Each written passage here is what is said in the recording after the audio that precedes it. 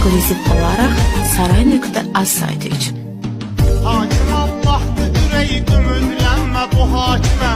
Bu ədalətsiz adamlardan ədalət istəmə. Qeyrət üstündə gələni kim edə bilər mühakimə? Elə bir məhkəmə yoxdur, ola bilsən qədər. Elə bir məhkəmə yoxdur, ola bilsən qədər. Elə bir yer görəsən varmıdır zindan qədər. Yoxdur əsrətli bir ünvan, həmin ünvan qədər.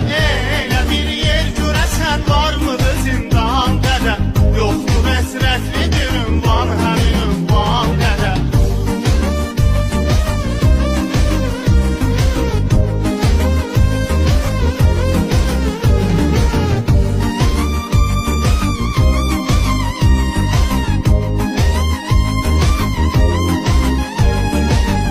Topic Production təqdim edir. Anadan yoxluğun övladımı darıxdırdı yenə.